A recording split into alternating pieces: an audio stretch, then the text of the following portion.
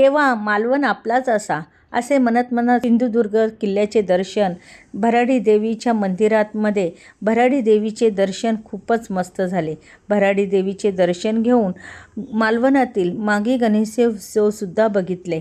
मालवणातील प्रसन्न अशी सकाळ बघून रानमेवासुद्धा बघत बघत रामेश्वराच्या मंदिरामध्ये दाखल झालो.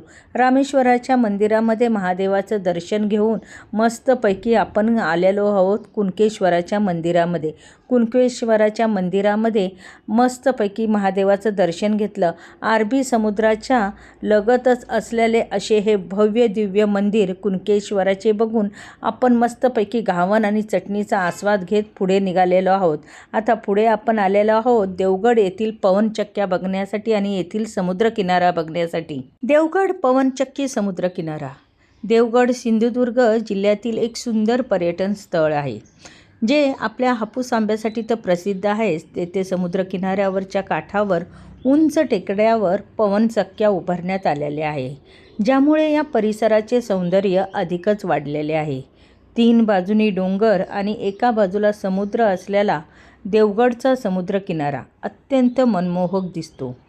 देवगड किल्ल्याचे अवशेष समुद्रकिनाऱ्यालगत स्थित आहेत, जे इतिहासप्रेमी आणि पर्यटकासाठी आकर्षणाचे केंद्र आहे. समुद्रकिनाऱ्याच्या उंच टेकड्यावर उभारलेल्या पवनचक्क्या आणि त्यांच्या आसपासच्या परिसरात नवीन गार्डन विकसित करण्यात आलेले आहे, जे पर्यटकांना शांतता आणि निसर्गाच्या सानिध्यात वेळ घालवण्यासाठी उत्तम ठिकाण आहे. देवगडमध्ये पर्यटकासाठी झिप लाईनसारख्या साहसी क्रियाकलापाची सुविधाही उपलब्ध आहे, ज्यामुळे साहसप्रेमी पर्यटकांना आकर्षित करते. तिथे निसर्ग सौंदर्य आणि सांस्कृतिक वारसा एकत्रित अनुभवता येतो. देवगडमधील हा समुद्रकिनारा तसंच संध्याकाळच्या वेळेला इथे खूपच मस्त वाटतं. तुम्ही ह्या समुद्रकिनाऱ्याला आणि पवनचक्क्या बघायला नक्की इकडे या, तुम्हाला खूपच भारी वाटणार आहे. आम्हाला इथे येऊन खूप मस्त वाटले. आता दुपारची वेळ झालेली आहे, सर्वांना भुका दाबून लागलेल्या आहेत. मग मस्तपैकी एक ठिकाण शोधलं आणि तिथे सर्वजण मिळून आम्ही वनभोजनाचा आनंद घेतलेला आहे. बघू शकता सर्वजण असे मस्त झाडाखाली बसलेले आहेत आणि मस्त निवांत बसून असे वनभोजनाचा आनंद घेतलेला आहे. जेवणं वगैरे उरकली की आम्ही पावस येथील परमहंस स्वामी स्वरूपानंद समाधी मंदिरामध्ये आलेलो आहोत. पावस रत्नागिरी जिल्ह्यातील एक शांत आणि निसर्गरम्य गाव. हे परमहंस श्री स्वामी स्वरूपानंद महाराज यांच्या वास्तव्याने पावन झालेले आहे. स्वामीजींनी येथे 40 वर्षाहून अधिक काळ राहून आध्यात्मिक साधना आणि समाजसेवा केली. त्यांच्या स्मृतींना जपण्यासाठी पावस येथे स्वामी स्वरूपानंद समाधी मंदिर उभारण्यात आले आहे, जे भक्तांसाठी श्रद्धा आणि शांततेचे केंद्र आहे. मंदिराच्या परिसरात अनंत निवास हे स्वामीजींचे निवासस्थान आहे, ज्याला भक्त मंडळींनी श्रद्धापूर्वक जतन केलेले आहे. तसंच येथे ध्यान गुंफा, भक्त येथे ध्यान आणि चिंतन करू शकतात. मंदिराच्या आवारात श्री विश्वेश्वराचे मंदिर, हनुमान मंदिर, नवलाई मंदिर आणि गणेश मंदिर यासारखी धार्मिक स्थळेही आहेत. स्वामी स्वरूपानंद सेवा मंडळ पावस या संस्थेतर्फे भक्तांसाठी विविध सुविधा उपलब्ध करून दिल्या जातात. मंदिराच्या आवारात भक्तनिवास, भोजन व्यवस्था, ग्रंथालय आणि गोशाळा यासारख्या सुविधा आहेत. दररोज दुपारी 12 वाजता आरती आणि प्रसादाचे आयोजन केले जाते. मंदिराच्या परिसरात मुगाच्या डाळीच्या खिचडीचा प्रसाद हा विनामूल्य दिला जातो. पावस येथे वर्षभर कोणत्याही ऋतूत तुम्ही भेट देऊ शकता, परंतु पावसाळ्यात येथे निसर्गाची सुंदरता ही अधिकच भरते. रत्नागिरी रेल्वे स्थानकापासून पावस अवघ्या 20 किलोमीटर अंतरावर आहे. येथे बस किंवा खाजगी वाहनं, रिक्षा सहज पोहोचता येते. पावसचे स्वामी स्वरूपानंद मंदिर हे भक्तांसाठी श्रद्धा, शांतता आणि आध्यात्मिक प्रेरणेचे महत्त्वपूर्ण केंद्र आहे. येथे भेट देऊन भक्त निसर्गाच्या सानिध्यात आध्यात्मिक अनुभवाचा लाभ घेऊ शकतात. चहा पितात आहे, चहा बिस्किट खातात आहे सगळे. This is a Rahate chai. This is a specialist in Pawas. Okay? पित्त होत नाही. अरे चहा रे पितो नाही, झोपलेला माणूस जागा होतो. हे बघा कशी चहा पितात. ही रहाटे स्पेशल चहा आहे. पावसमध्ये फेमस झालेली आहे. मुंबईवरचे चहा पावडर, साखर पावची आणि पाठीव गाय आलेली आहे.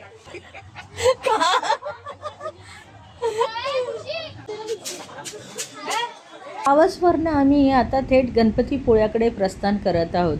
गणपतीपुळे येथे आम्ही रात्री निवासासाठी इथे आलेलो आहोत. गणेश कृपा हॉटेलमध्ये लॉजमध्ये आम्ही इथे थांबलेलो आहोत. गणपतीपुळ्यात आम्ही सेकंड टाईम येत आहोत. आता आम्ही रात्रीचं आलो आहे. आता आम्ही जरा काहीतरी सुरमई वगैरे खाण्याचा प्लॅन करतो. आम्ही फॅमिली सोबत आलेलो, आता ग्रुप सोबत आलेलो आहोत. मजा येते, एक वेगळी मजा आहे ग्रुप सोबत असण्याची. वेगळं. पहाटेचे 6 वाजलेले आहेत. मंदिराकडे चाललेलो आहोत आम्ही आता. पहाटेचे 6 वाजताच आम्ही मंदिराकडे गणेशाच्या दर्शनासाठी निघालो. कारण की नंतर जर गेलो असतो तर खूपच गर्दी वाढते आणि आमच्या एवढ्या लोकांचा ग्रुप असल्याकारणाने जेवढ्या लवकर दर्शन होईल तेवढं आम्हाला चांगलं. कारण की मग गणपतीपुळ्यावरनं आम्ही पुढे मुंबईसाठी प्रस्थान करणार होतो. गणेशाचे दर्शन खूप उत्तम प्रकारे झाले. अजिबात गर्दी नव्हती आणि व्यवस्थित असे दर्शन घेता आले. गणपतीपुळे हे महाराष्ट्रातील एक प्रसिद्ध धार्मिक पर्यटन स्थळ आहे. रत्नागिरी जिल्ह्यात अरबी समुद्राच्या किनाऱ्यावर वसलेले आहे. येथे असलेल्या गणपतीची मूर्ती ही 400-500 वर्षे जुनी आहे आणि ही स्वयंभू मूर्ती आहे. तर मूर्ती ही पश्चिमाभिमुख आहे, जे खूपच दुर्मिळ असे असते. येथे नवरात्र आणि गणेशोत्सवात खूप मोठ्या प्रमाणावर भक्तांची गर्दी होत असते. गणपतीपुळ्याचा समुद्रकिनारा स्वच्छ, सुंदर आणि निसर्गरम्य असा आहे. पांढऱ्या सोनेरी वाळूचा किनारा पर्यटकांना खूपच आवडतो. येथे तुम्ही समुद्रकिनारी जेटस्की, बोट रायडिंग, पॅरासेलिंग यासारखे साहसी खेळाची मजा घेऊ शकता. येथील वातावरण शांत आहे. येथे तुम्ही सूर्यास्त आणि सूर्योदयाचा अनुभव घेऊ शकता. तर पैकी तूप टाकलेले गरमागरम मोदकाचा आम्ही आस्वाद घेतला आणि पुढे निघालेलो आहोत. श्री शिवसमर्थ गड डेरवन महाराष्ट्रातील रत्नागिरी जिल्ह्यातील चिपळूण तालुक्यातील डेरवन येथे आहे. धार्मिक आणि सांस्कृतिक हे एक महत्त्वाचे केंद्र आहे. हे स्थान श्री संत सीताराम बुवा वालावलकर यांच्या स्मृतिप्रित्यर्थ उभारले गेलेले आहे, जे श्री स्वामी समर्थ महाराजांचे निष्ठावान भक्त होते. या परिसरात शिवसृष्टी नावाचे एक भव्य संग्रहालय आहे, जेथे तुम्हाला छत्रपती शिवाजी महाराजांच्या जीवनातील विविध प्रसंगाचे सजीव चित्रण केलेले आहे. शिवाजी महाराजांच्या जीवनातील महत्त्वपूर्ण घटनांचे दृश्य रूपात दर्शन घडवणारे विविध शिल्प आणि चित्र तुम्हाला येथे आढळून येतील. येथे पर्यटकांना इतिहासाची जाणीव करून देण्यात येते. आतमध्ये जी मंदिरं आहेत तिथे मंदिरात प्रवेश करताना स्त्रियांनी कंपल्सरी साडी घालणं अनिवार्य आहे. जर तुम्ही साडी घातलेली नसेल आणि ड्रेस घातलेला असेल, तुम्हाला मंदिरामध्ये प्रवेश करता येणार नाही, मंदिरामध्ये जाता येणार नाही. श्री शिवसमर्थ गड परिसरात श्री स्वामी समर्थ महाराजांचे मंदिर, ध्यान केंद्र, भक्त निवास यासारख्या सुविधा उपलब्ध आहे. येथे नियमितपणे धार्मिक कार्यक्रम, सत्संग आणि सामाजिक उपक्रम आयोजित केले जातात. त्यामुळे भक्तांना आध्यात्मिक आनंद मिळतो. श्री शिवसमर्थ गड डेरवन हे स्थान भक्तांसाठी एक प्रेरणास्थान आहे, जेथे ते आध्यात्मिक शांतता आणि इतिहासाच्या समृद्धीचा अनुभव घेऊ शकतात. डेरवनवरून आम्ही निघालो ते आता परशुराम गावामध्ये आलेलो आहोत. परशुराम गाव हे कोकणातील एक प्रसिद्ध धार्मिक स्थळ आहे, जे भगवान परशुरामाशी संबंधित आहे. येथे असलेल्या परशुराम मंदिराची मोठी ऐतिहासिक व आध्यात्मिक असे महत्त्व आहे.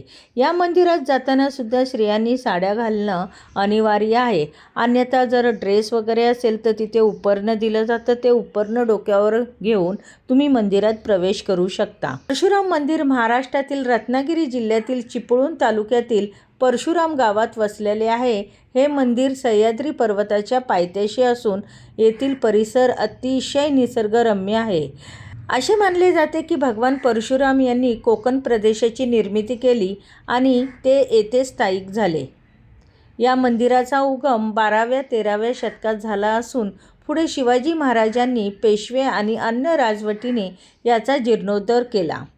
हे मंदिर पांढऱ्या आणि राखाडी दगडात बांधलेले असून त्याचे स्थापत्य शैलीवर हिंदू आणि मुस्लिम असा दोन्ही संस्कृतीचा प्रभाव आहे. मुख्य मंदिरात भगवान परशुरामाची मूर्ती आहे जी काळ्या दगडाची बनवलेली आहे.